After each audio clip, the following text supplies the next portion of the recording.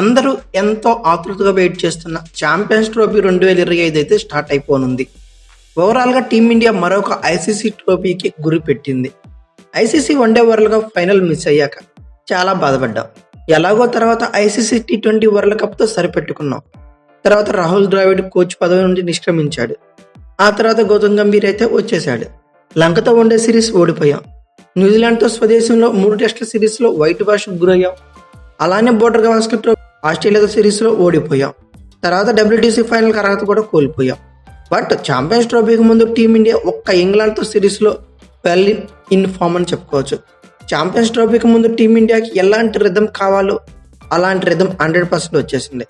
Mainly Rohit Sharma అలాగే Virat Kohli bat నుండి పరుగులు, షమి మళ్ళీ ఇంజురీ నుండి వచ్చి ట్రాక్లో పడటం, గిల్ అదిరిపోయే ఫామ్లోకి రావటం, జడేజా గేమ్ చేంజర్లా మారిపోవటం, యంగ్ బ్లడ్ హర్షిత్ రాణా హర్షదీప్ సింగిల్ నుండి ఫైర్లో ఉండటం, అలాగే క్లాసిక్ కేఎల్ రిథంలోకి వచ్చేయటం, Iyer is back with bang అని చెప్పుకోవచ్చు. అలాగే కుల్దీప్, అక్షరు, వరుణ్ చక్రవర్తి మంచి టచ్లోకి అయితే వచ్చేసారు. Hardik Pandya no worries I am here అంటూ అతను రెడీగా ఉన్నాడు. ఛాంపియన్స్ ట్రోఫీకి ముందు కొద్ది రోజుల ముందు అందరూ లిటరల్లీ ఫామ్లోకి అయితే టీమిండియా సైడ్ నుంచి వచ్చేసారు. బట్ ఒక జస్మిత్ బుమ్రా లేడు అనే పెద్ద లాస్ తప్పితే టీమిండియాలో చెప్పుకోదగ్గ డ్రాబ్యాక్స్ ఒక్కటి కూడా లేదు. Anyway now team India very well in touch. అయితే ఈ ఛాంపియన్స్ ట్రోఫీ 2025 ఫిబ్రవరి 19న అయితే స్టార్ట్ అవుతుంది. మొదటి మ్యాచ్గా హోస్ట్ కంట్రీ పాకిస్తాన్, న్యూజిలాండ్లు తలపడనున్నాయి. గ్రూప్ ఏ నుండి, అంటే మన గ్రూప్ అనే చెప్పుకోవచ్చు. ఇదే గ్రూప్లో ఉన్న రిమైనింగ్ 2 టీమ్స్ అంటే ఇండియా మరియు బంగ్లాదేశ్లు ఛాంపియన్స్ ట్రోఫీలో సెకండ్ మ్యాచ్గా ఫిబ్రవరి 20న ఆఫ్టర్నూన్ అంటే డే అండ్ నైట్ మ్యాచ్గా మధ్యాహ్నం 2:30 నుండి దుబాయ్లోని దుబాయ్ క్రికెట్ స్టేడియంలో, దుబాయ్ ఇంటర్నేషనల్ క్రికెట్ స్టేడియంలో తలపడనున్నాయి. టీమిండియా లీగ్ దశలో ఇదే తొలి మ్యాచ్ కానుంది. ఖచ్చితంగా గెలుస్తుంది, గెలవటం పక్కా.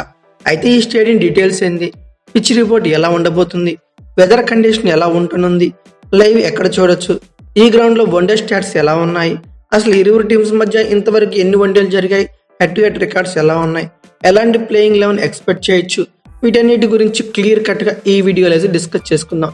ఖచ్చితంగా ఈ వీడియో మీకు నచ్చుతుంది. మీరు ఖచ్చితంగా సపోర్ట్ చేయండి. ఈ జర్నీ IPL ఫైనల్ మ్యాచ్ వరకు డైలీ వీడియోస్ వస్తూనే ఖచ్చితంగా వీటన్నిటిని మీరు ఫాలో అవుతూ నా ఛానల్ సబ్స్క్రైబ్ చేసుకొని నా అప్డేట్స్ని ఫాలో అవ్వండి. అయితే ముందుగా ఈ దుబాయ్లో మన హోమ్ గ్రౌండ్ లెక్క. ఎందుకంటే రిమైనింగ్ అన్ని 7 టీమ్స్కి వచ్చాక పాకిస్తాన్ హోస్ట్ కంట్రీ అయితే మనం పాకిస్తాన్ వెళ్ళాం. మనతో పాకిస్తాన్ మ్యాచ్ ఆడాలన్నా సరే ఖచ్చితంగా దుబాయ్ రావాలి. ఇక్కడ జరిగేది ఈ ఛాంపియన్స్ ట్రోఫీకి 2 హోస్ట్ కంట్రీలు అనుకోవచ్చు.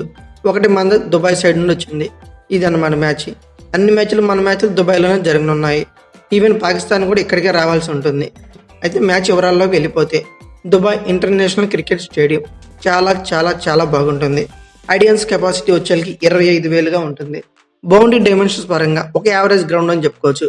ఎయిదర్ సైడ్స్ వచ్చేకి 67 మీటర్లు 68 మీటర్ల వరకు ఎక్స్పెక్ట్ చేయొచ్చు. అలానే స్ట్రైట్ బౌండరీ వచ్చేకి 72 నుంచి 76 మీటర్ల వరకు ఎక్స్పెక్ట్ చేయొచ్చు. ఇక తర్వాత ఆల్ ఇంపార్టెంట్ పిచ్ రిపోర్ట్ గురించి మాట్లాడుకుంటే చాలా చాలా ఇంట్రెస్టింగ్గా ఉండనుంది ఈ పిచ్ బిహేవియర్ అని చెప్పుకోవచ్చు. మ్యాచ్ స్టార్ట్ అవగానే ఎర్లీగా పేస్ బౌలర్స్కి మంచి స్వింగ్ పేస్ జనరేట్ అవుతుంది. ఈ టైంలో బ్యాట్స్మెన్స్ కొంచెం జాగ్రత్తగా ఆడితే చాలు, చాలా మంచి మూమెంట్ అయితే జనరేట్ అవుతుంది పేస్ నుంచి, కొత్త బంతితో అని చెప్పుకోవచ్చు. ఇక తర్వాత మ్యాచ్ ప్రోగ్రెస్ అయ్యే కొద్దీ బ్యాటింగ్ కండిషన్స్ ఇంప్రూవ్ అవుతుంటాయి. అంటే ఇప్పుడు క్రీజ్లో బ్యాట్స్మెన్ అనేది సెట్ అయితే పరుగులు రాబట్టచ్చు అని చెప్పి అంటున్నా. అలానే స్పిన్నర్స్ గేమ్లోకి వస్తారు మిడిల్ ఓవర్స్లో. మెయిన్లీ మిడిల్ ఓవర్స్లో స్పిన్నర్స్ డామినేషన్ అయితే వేరే లెవెల్లో ఉంటుంది. అలాగే పిచ్ సర్ఫేస్ కూడా చాలా స్లో డౌన్ అయిపోతుంది. Important thing dew factor key role play చేయడం పక్కా. డ్యూ ఫ్యాక్టర్ వచ్చిందా సెకండ్ ఇన్నింగ్స్ బౌలర్స్ అయితే ఖచ్చితంగా తేలిపోతారు. సో టాస్ గెలిచిన టీం పక్కా బౌలింగ్ ఎంచుకోవాలి.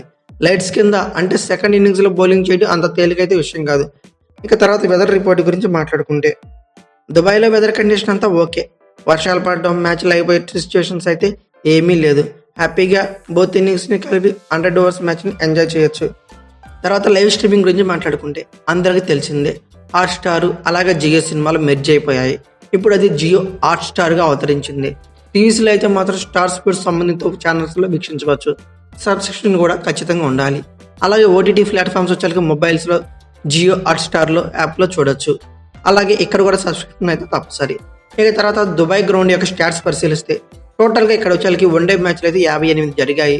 ఫస్ట్ బ్యాటింగ్ వాళ్ళు 22 గెలిస్తే సెకండ్ బ్యాటింగ్ వాళ్ళు ఎక్కువే గెలిచారు 34. బట్ డీ ఫ్యాక్టర్ ఎఫెక్ట్ ఉంటుంది కాబట్టి డే అండ్ నైట్ మ్యాచ్ కాబట్టి ఖచ్చితంగా ఇక్కడ సెకండ్ బ్యాటింగ్ చేస్తే మంచిది అనుకుంటున్నా. ఇక ఫస్ట్ ఇన్నింగ్స్ యావరేజ్ స్కోర్ చూస్తే 218, సెకండ్ ఇన్నింగ్స్ యావరేజ్ స్కోర్ చూస్తే 192 పరుగులుగా ఉంది. హైయెస్ట్ టోటల్ స్కోర్ ఈ గ్రౌండ్లో వచ్చేసరికి ఇంగ్లాండ్ 355 పరుగులు, అది కూడా పాకిస్తాన్ మీద కొట్టింది, ఇది గుర్తుపెట్టుకోండి. లోయెస్ట్ టోటల్ వచ్చేసరికి 91 పరుగులకి ఆల్అవుట్ అయింది, అది నమీబియా. హైయెస్ట్ రన్ చేజ్ వచ్చేసరికి 287 పరుగులు, 8 వికెట్లుగా శ్రీలంక చేజ్ చేసింది, అది కూడా పాకిస్తాన్ మీద, ఇది కూడా గుర్తుపెట్టుకోండి. ఈ స్టాట్స్లో మనకు ఒక ఇంటి కనబడింది అందరికి. హైయెస్ట్ స్కోర్ వచ్చింది కూడా పాకిస్తాన్ మీదే, హైయెస్ట్ స్కోర్ చేజ్ చేసింది కూడా ఆ టీం మీదే. సో ఈ గ్రౌండ్లో పాకిస్తాన్కి అంత మంచి రికార్డ్స్ అయితే లేవు. తర్వాత ఇండియా వర్సెస్ బంగ్లాదేశ్ మ్యాచ్ యొక్క హెడ్ టు హెడ్ స్టాట్స్ అన్ని పరిశీలిస్తే సో ఇక్కడ ఈ ఇరు టీమ్స్ మధ్య ఏకంగా 41 వన్డే మ్యాచ్లు జరిగాయి. 32 టీమిండియా గెలిస్తే కేవలం 8 మాత్రం బంగ్లాదేశ్ గెలిచింది. అంటే ఇండియా విన్నింగ్ పర్సెంటేజ్కి 80% అబోవ్ ఉంది, బంగ్లాదేశ్ వచ్చి 20% బిలో ఉంది. తర్వాత అందరూ వెయిట్ చేసే ప్లేయింగ్ 11 గురించి మాట్లాడుకుంటే కొత్త ట్విస్టులు, కొత్త సర్ప్రైజులు, సడన్ ఎంట్రీలు, బిగ్ ప్లేయర్స్ మిస్సింగ్లు అలాంటివి ఏం ఉండవండి. మీరైతే ఎక్స్పెక్ట్ చేయొద్దు కూడా. ఇంగ్లాండ్తో సిరీస్లో అందరూ వీళ్ళ ఫామ్లోకి అయితే వచ్చేసారు. సో ఓవరాల్గా మన టీమిండియా మంచి ఫామ్లో ఉంది. ఒక పేస్ యూనిట్ మాత్రం కొంచెం డైలమాలో ఉంది. అందరూ మంచి pace bowlers no doubt, but Bumrah లేని లోటు కనబడుతుంది కాబట్టి దాన్ని పూడ్చడం కష్టం అని చెప్పుకోవచ్చు. ఆల్మోస్ట్ 1 year తర్వాత మన కెప్టెన్ రోహిత్ శర్మ సెంచరీ కొట్టేశాడు. అతను అద్భుతమైన షాట్లన్నీ ఆడాడు, స్ట్రైట్ డౌలు, స్క్వేర్ షాట్లు, అసలు చాలా బాగా ఆడాడు. మంచి టచ్లో ఉన్నాడు బ్యాటింగ్ పరంగా. అలానే మెయిన్లీ కెప్టెన్సీలో తను తీసుకున్న డెసిషన్స్, సడన్గా బౌలర్స్ చేంజ్ అన్ని వర్కౌట్ అయ్యాయి. వన్డే వరల్డ్ కప్ 2023లో చూసాం రోహిత్ శర్మ కెప్టెన్సీ ఎలా ఉంటుందనేది, అలాగే కనబడింది ఇంగ్లాండ్తో వన్డే సిరీస్లో. సో ఓవరాల్గా captain Rohit Sharma is back with bang అని చెప్పొచ్చు. అలానే opening partner Shubman Gill super ఫామ్లో ఉన్నాడు. ఇంగ్లాండ్తో 3 వన్డేల సిరీస్లో ఆధార కొట్టేశాడు భయ్యా, పడుతూనే ఉన్నాడు. ఓవరాల్గా గిల్ కూడా అదిరిపోయే ఫామ్లోకి వచ్చాడు. So no worries. ఇక all important vintage Virat Kohli ఫామ్లో లేకున్నా సరే తన బ్యాట్ నుండి 3వ వన్డేలో 50 వచ్చింది. సో ఐసీసీ ఈవెంట్స్ అనగానే మెయిన్లీ నాకౌట్ మ్యాచెస్లో కోహ్లీ విశ్వరూపం చూపిస్తాడు. సో అతని గురించి వరి అవ్వాల్సిన అవసరం లేదు. వరల్డ్ కప్ ఫైనల్లో కూడా తన బ్యాటింగ్ పరుగులు చూసాం, T20 వరల్డ్ కప్ ఫైనల్లో కూడా అతని బ్యాటింగ్ పరుగులు చూసాం. సో కోహ్లీ ఎలా ఆడాలి ఏందని మనకు అనవసరం, అతను నాకౌట్ మ్యాచ్లో బ్రహ్మాండంగా ఆడతాడు, ఎవరు వరి అవ్వాల్సిన అవసరం లేదు. ఇక ఆల్వేస్ కింగ్ ఇస్ కింగ్ అంటారు. తర్వాత మిడిల్ ఆర్డర్ గురించి మాట్లాడుకుంటే మన middle order back bone the game changer Shreyas రావటమే కాదు, స్క్వాడ్లోనే కాదు ప్లేయింగ్ లెవెల్లో కూడా తన కీ ప్లేయర్ అని చెప్పి మర్చిపోకుండా చేశాడనమాట. అలాంటి ఇన్నింగ్స్లు అయితే ఆడాడు ఇంగ్లాండ్తో వన్డే సిరీస్లో. సో శ్రేయస్ అయ్యర్ ఉండడం ఖచ్చితంగా ప్లస్ పాయింట్ గానే ఉంది. ఓపెనింగ్ రోహిత్ శర్మ, శుభ్మాన్ గిల్ రావడం పక్క. ఇక first down Virat Kohli, second డౌన్లో శ్రేయస్ అయ్యర్, ఇక తర్వాత కేఎల్ రాహులా లేక అక్షర్ పటేలా. డెఫినెట్లీ అక్షర్ పటేలే. ఇంగ్లాండ్తో జరిగిన మ్యాచ్లో కేఎల్ వచ్చి ఆడిన లెఫ్ట్ అండ్ రైట్ కాంబినేషన్ కోసం అక్షర్ని ఆడిస్తేనే బెటర్. అందులోనూ మంచి రిథంలో ఉన్నారు అక్షర్ పటేల్.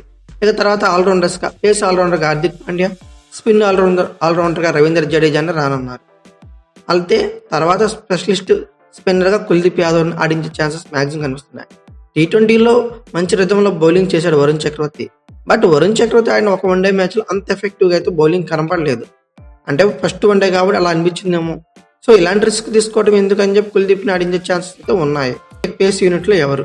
షమి, హర్షదీప్ సింగ్, హర్షిత్ రాణా న్యూ బాల్తో ఎఫెక్టివ్గా బౌలింగ్ చేయట్లేదు.